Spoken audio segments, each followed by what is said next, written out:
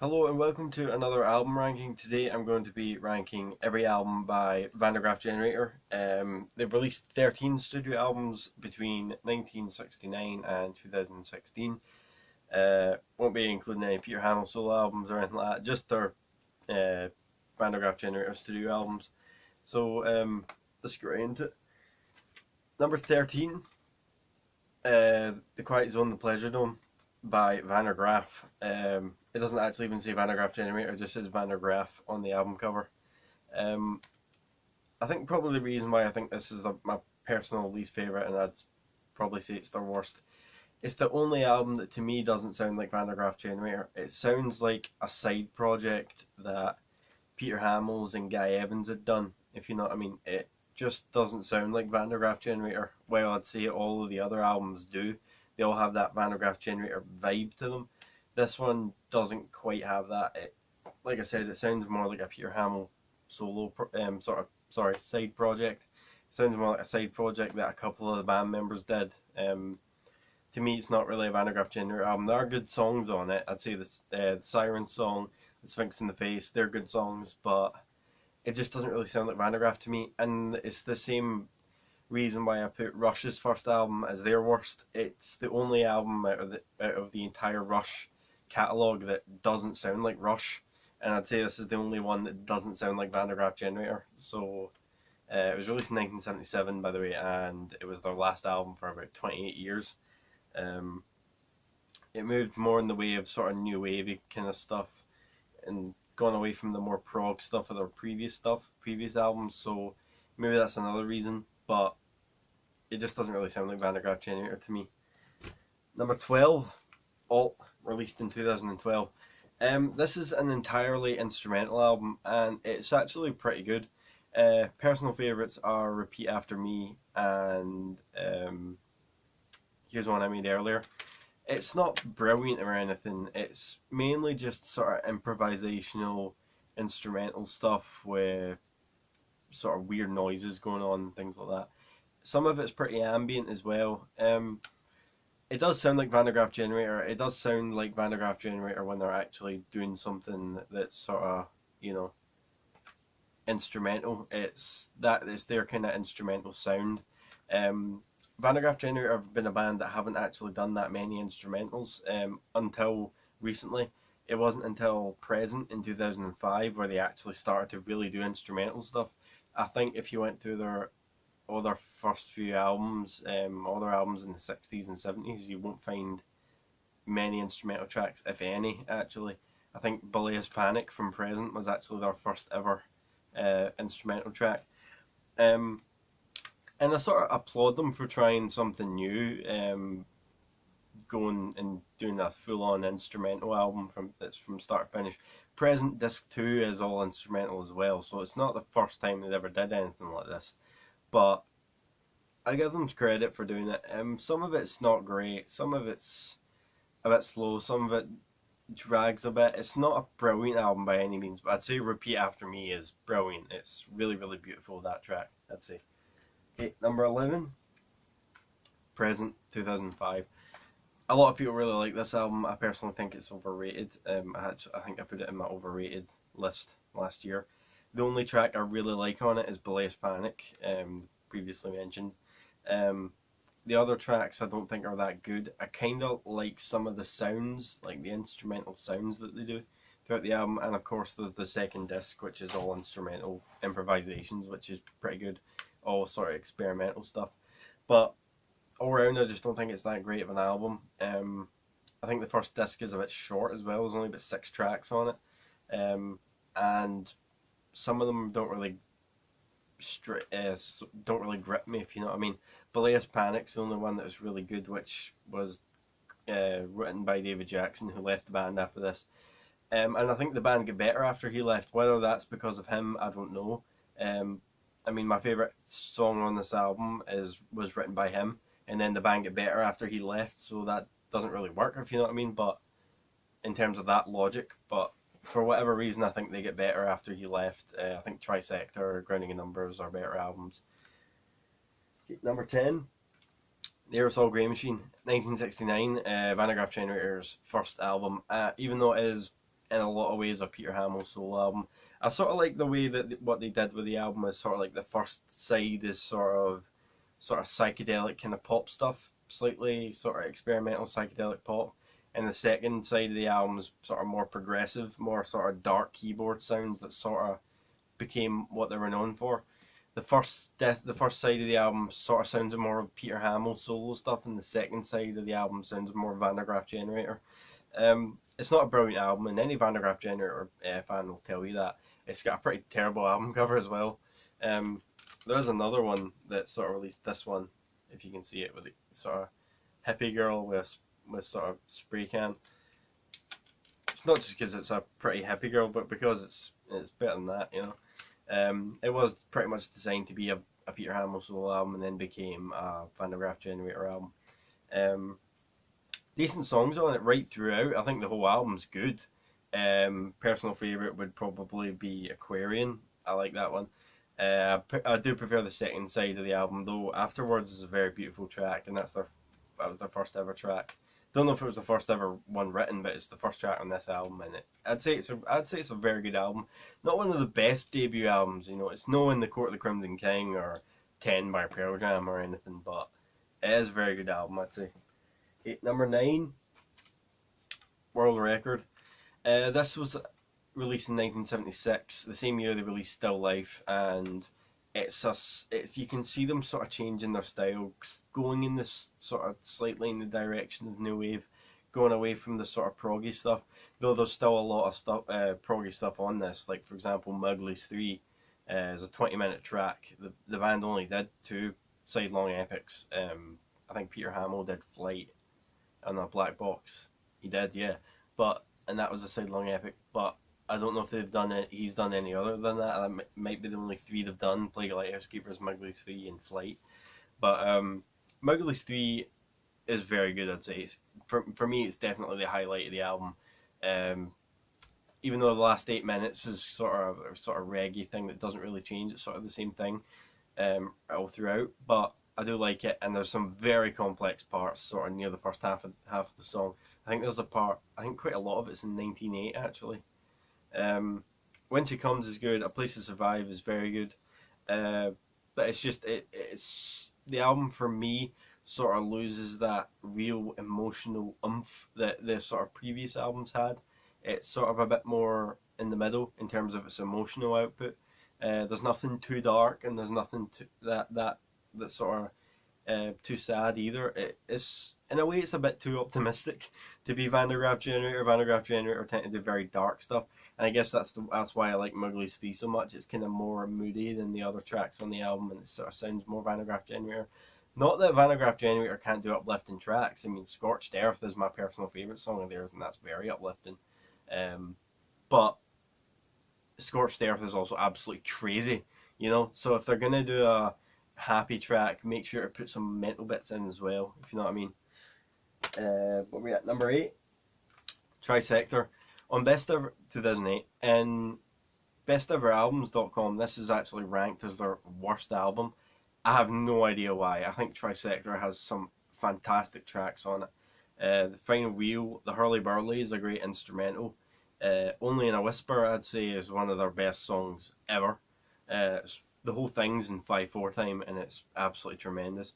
Over the Hill is sort of like a callback to their earlier sort of 12-minute sort of crazy ones, like, you know, Man Erg, songs like that. Though Man Erg's about 10 minutes, but you know what I mean. And there's some other good ones on it, like All That Before is sort of quite funny. I think Peter Hamill's sort of talking about getting old in that song. Songs like Interference Patterns are good as well. But I think it's a really good album from start to finish. I think the whole thing's good, and I have no idea why it's ranked so low. If any Van der Graaf Generator fans want to give me their opinion of this album in the comments. I think it's a very good album. I do not understand why it's sort of so low rated, if you know what I mean. Number 7, Do Not Disturb from 2016. This is their most recent album, released 2 years ago, and it's very good. I think I reviewed it last year, so I won't talk too much about it. If you want to sort of know my full feelings about it, then sort of watch the review. brought to book, I'd say it's one of their absolute best tracks ever. It's extremely complex, it's technical, it's crazy, it's Van der Graaf Generator are their best, that song. Alpha Berlina is great, it has some crazy sort of electronic sounds in it. Aloft's very good as well. I just think it's a great album. I'd say in the middle of the album, I'd say the quality dips a little bit. And I'd probably say Trisector gets away with it a bit more. There are a few songs that aren't as good, like Lifetime, Drop Dead, that aren't quite as good as the others. But they're sprinkled throughout the album, if you know what I mean. They're sort of spread out. While uh, Do Not Disturb has 9 tracks, and tracks 4, 5, and 6 I think are all quite weak in comparison to the others. So that's a chunk of the album straight through that's quite weak in comparison to the first third and the last third of the album. So it's not a fantastic album as a straight through listen, but the tracks themselves are really, really good. 6 out of 9 of them I'd say are brilliant. Oh no, I must have said yes, Shigata Gine and Forever Falling aren't great. Forever Falling sort of sounds a bit similar to the Hurly Burly. I personally prefer the Hurly Burly. I'm at now number 6. The Least We Can Do Is Wave to Each Other, 1970. Van der Graaf Generator's second album and their first proper album. You know, the Aerosol Grey Machine was basically a Peter Hamill solo album, and this is the first proper Van der Graaf Generator album, and it's the first one that really has that Van der Graaf Generator vibe to it. The album starts with Darkness, and you just know exactly what you're in for at that point. It has some of their craziest, darkest moments on it, like the ending of White Hammer, and the middle section of After the Flood. After the Flood is one of my all-time favourite Van der Graaf Generator tracks. I think it's absolutely fantastic, and that middle section is absolutely brilliant. The other good songs on it are Whatever Would Robert Have Said and Out of My Book's a nice sort of melodic sort of track, and Whatever Would Robert Have Said, I sort of like the acoustic guitar on that. I'd say Refugees is personal weakest song on the album, but other than that, the rest of the album's brilliant. It's the first album with David Jackson, and the saxophone he brings into it is just tremendous. It is far superior to the Aerosol Grey Machine. A lot of bands, their first few albums, you know, it takes them maybe 4 or 5 albums to get to that masterpiece. Sort of like Yes. Yes didn't release their first really good album until the Yes album, I'd say their third one. That's when they really started to pick things up. But Van der Graaf Generator, right from their second album, were absolutely brilliant. So, yeah. Okay, number 5. It's the He Who Am the Only One. Their third album, also released in 1970. This is the album after Least We Can Do Is Wave to Each Other. It's basically just the band. You can just hear the sort of the maturity. It's more complex. It's more, I guess you could say in a lot of ways, it's more difficult to listen to.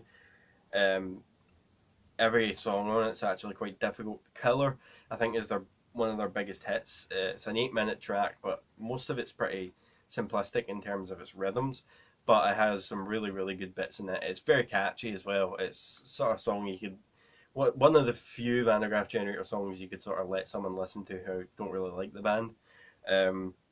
Personal favourite song is probably Killer, though I do also really like Pioneers Over Sea. I sort of like the sort of funky parts of it. Lost is very good as well.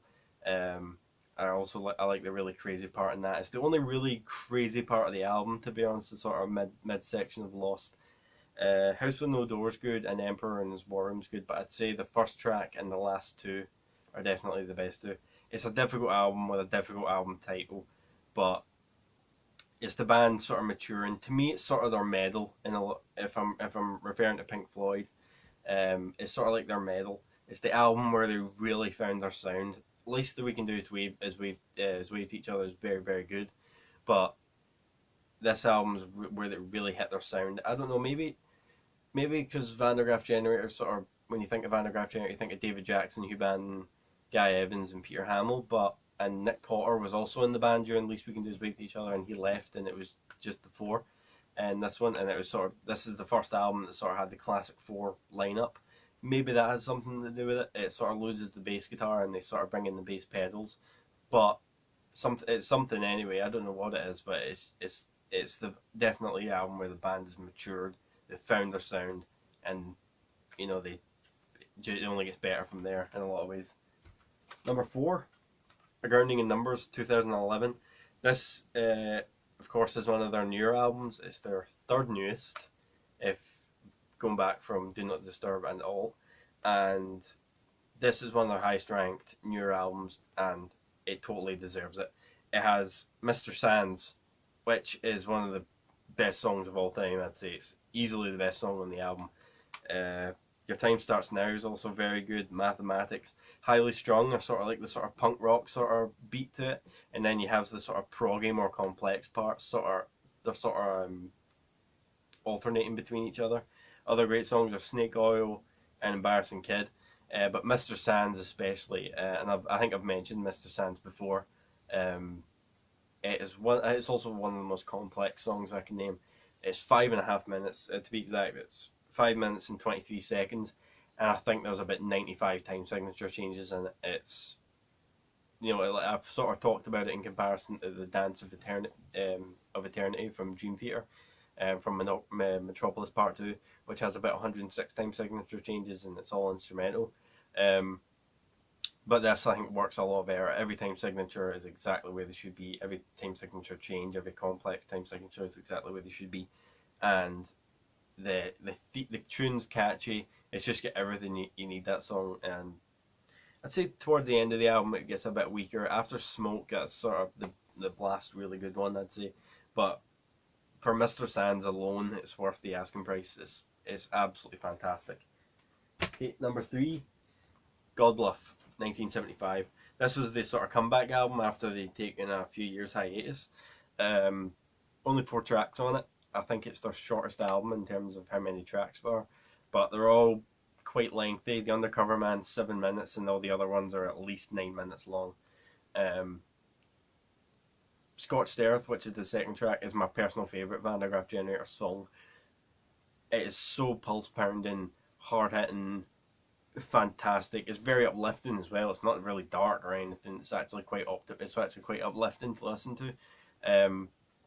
Just pulse pounding, full on rock music, if you know what I mean.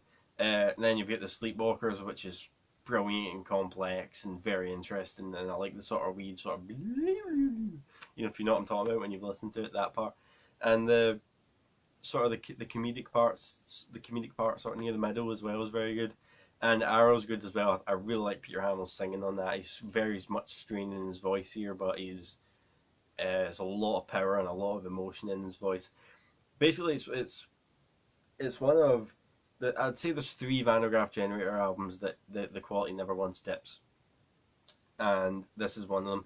I'd say Undercover Man is the worst song on the album, definitely, but I sort of like that the worst one's the first one, because after you sort of, I don't mean you get that one out of the way, I don't mean that, but once you've heard that, the album is just perfect from there. It's especially Scorched Earth and the Sleepwalkers.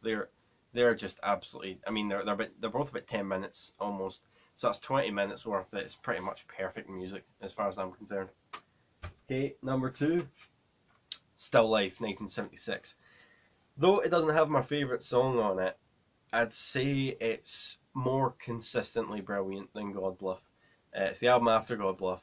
I think it has more emotions in it. It's different emotions. I think it also has some really nice sort of catchy parts, like during Pilgrims in My Room. Personal favourite song is La Rosa. I really like the middle section of that. And Still Life is one of the most harrowing, beautiful songs I've ever heard. And of course the 12-minute finale, Childlike Faith and Childhood's End, is brilliant. I'd say until about Trisector, this was the last Van der Graaf Generator album that you could call real sort of quintessential prog. World Records, Quiet on the Pleasure Dome, and Present were sort of trying something a bit different, and then Trisector went in with Over the Hill and songs like that, and it has more of a prog feel. This was the last album until then that I'd say is more quintessentially progressive rock, if you know what I mean. And every single song on it's fantastic. There's 5 tracks on it, and they're all brilliant. I said there was 3 albums that are brilliant from start to finish, and the quality doesn't dip. God Bluff, I'd have to say The Undercover Man. It's not as good as the other 3 by quite a distance. So I'd say this one, and well, the only other album on the list that I haven't named yet, they're the two albums that it's brilliant from the first second and brilliant right to the last. We're on to number one now. I said number as if there was another one after this. Pawn Hearts, 1971. Well, this is a masterpiece. Everybody knows. Actually, I don't know why I said a minute ago God Bluff is their shortest song and shortest album in terms of how many tracks there are. This only has three. Three tracks. Man Erg, which is 11 minutes. No, sorry. Lemmings, which is 11 minutes. Man Erg, which is 10 minutes, and then A Plague of Lighthouse Keepers, which is 23 minutes. Lemmings, the album just starts off immediately atmospheric with that eerie sort of strange acoustic sort of guitar part as soon as Lemmings starts, and then the keyboard comes in and it doesn't let up. And the middle section is absolutely crazy for Lemmings. I think I don't really like the way the song ends. You've sort of got a minute and a half of sort of floaty sort of music that just sort of fades away. I'd rather the song had more of a triumphant finish. Man Erg's absolutely fantastic as well. Some absolutely beautiful piano work, but then the crazy middle section in 11/8. I'd say this is definitely their craziest album, and this is actually the first one I listened to. This was the first Van der Graaf Generator album I ever listened to, and A Plague of Lighthouse Keepers was actually the first song of theirs I ever listened to. But if you were going to get someone into Van der Graaf Generator, I would not start with this album. In fact, I'd start with maybe Still Life, maybe something like that. You know, maybe one of their newer ones. But if someone isn't a big fan of sort of crazy music, then I would not start with this one, because this one is pretty much crazy from start to finish. Other Van der Graaf Generator albums, you have songs that sort of lighten the mood a little bit. All three tracks have absolutely crazy parts. A Plague of Lighthouse Keepers, they have absolutely beautiful, harrowing opening. The sort of B keyboard, you know, the do do do do do do do, that part, and then 23 minutes of absolutely psychotic music that is absolutely fantastic. I can't tell you how much I love A Plague of Lighthouse Keepers. It used to be my favourite Van der Graaf Generator song, and then Scorched Earth sort of jumped over it. But I'd say they're in different ways they're just as good. A lot of people sort of say A Plague of Lighthouse Keepers sort of loses its way a couple of times. I wouldn't say so. I think from start to finish, it's pretty much brilliant. I like the atmospherics. I like all the different sounds. I like the electronics. And for 1971, it is so ahead of its time. I mean, other prog bands were doing things quite similar at the time, but Van der Graaf Generator are just in a different. They're just in a totally different, category, and they're in a totally different league in terms of their musical experimentation and their complexity. Van der Graaf Generator make Yes sound like ABBA sometimes. Bands like that. There's prog, and then there's Van der Graaf Generator, if you know what I mean. They're my personal third favorite prog band. I'd say behind Rush and Pink Floyd. And I've spoiled that. I was actually going to do a top 20 prog rock bands, and I still will. But now you know the top 3. But anyway, I think you probably know if you watched my CD collection video anyway. But Van der Graaf Generator are one of my absolute all-time favorite bands ever, and I absolutely love them. And the crazier they are, and also there's another thing. The Peter Hamill's lyrics and his singing is just so beautiful, and I'd say Guy Evans is one of the greatest drummers ever, and Hugh Batten's such a great keyboard player. And of course, David Jackson with his 2 saxophones, he's absolutely fantastic as well. So they're basically the full package, Van der Graaf Generator, and there's never going to be a band like them, and there never has been. They're totally their own thing. It's kind of even difficult to call them prog in a lot of ways. Well, I personally consider prog to be experimental complex music, and they're definitely that. So I'd class them as prog, but they're definitely not the same as bands like Yes and ELP and Genesis. They're in a totally different category. But anyway, thanks for watching. I think I'll do another review next. I think I'm planning on doing Omadon by Mike Oldfield, so that should be fun. But thanks for watching. This has been Van der Graaf Generator Ranked. Let me know what you think in the comments if you have your own personal ranking. But thanks for watching. See you next time.